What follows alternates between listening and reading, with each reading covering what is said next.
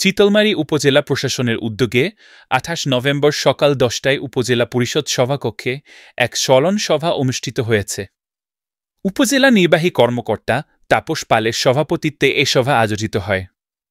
স্মরণ সভায় উপস্থিত ছিলেন চিতলমারী থানার ভারপ্রাপ্ত কর্মকর্তা ওসি এস.এম. শাহাদাত হোসেন এবং চিতলমারী উপজেলা বিএনপির সভাপতি মোহাম্মদ মমিনুল হক টুলু বিশ্বাস। সভায় নিহত সাব্বিরের পিতা ও মাতাসহ আরও অনেকে অংশগ্রহণ করেন। ২০২৪ সালের জুলাই আগস্টের গণ অভ্যুত্থানে যারা শাহাদাত বরণ করেছেন তাদের জান্নাতে উঁচু মাকাম দান করেন। বিশেষত আমাদের এই চিতলমারীতে সাব্বির আহমদ সাকিব এবং জসিম উদ্দিন ফকির সহ যারা শাহাদাত বরণ করেছেন সবাইকে জান্নাতের উঁচু মাকাম দান করেন। তারা যা হারাইছে সেটা যেন তারা অনুভব করতে না পারে, আমরা সবাই যদি শান্তিপূর্ণ তাদের পাশে থাকি, ইনশাল্লাহ তারা একদিন সেই কষ্টটা ভুলে যাবে। আর তারা এটা মনে করবে যে তার ছেলে দেশের জন্য মারা গেছে, সে শহীদ হয়েছে, আল্লাহ তার জন্য ভালো কিছু রাখছেন এবং তাদের ফ্যামিলির জন্য আল্লাহ তাদের দেখবেন আর কি।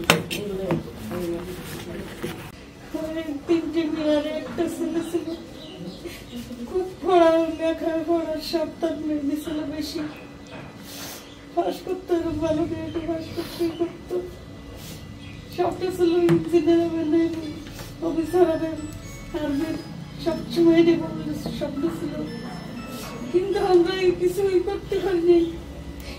আমার ছেলে এরকমের আমার প্রাইভেট করে পর্যন্ত তাপস কিনে দিতে খুশি। 5 তারিখে আমার সব বাবা ছেলে আমার ফোন জানাই, মা আপনার ছেলে বাসায় ফেলে নাই, সারা রাত ফোন দিয়ে আমার যত জায়গা শিক্ষা ভালো নয়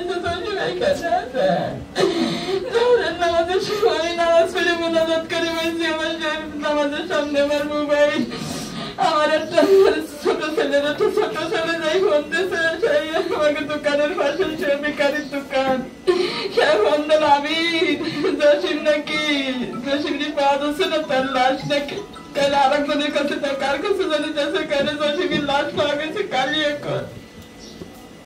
সভায় বক্তারা নিহত সাব্বিরের প্রতি গভীর শোক প্রকাশ করেন এবং তার স্মৃতির প্রতি শ্রদ্ধা নিবেদন করেন। তারা সকলেই পরিবারটির প্রতি সমবেদনা জানিয়ে পাশে থাকার আশ্বাস দেন। বাগেরহাটের চিতলমারী থেকে মুন্সি দেলোয়ার হোসেন, জাগো বাংলা।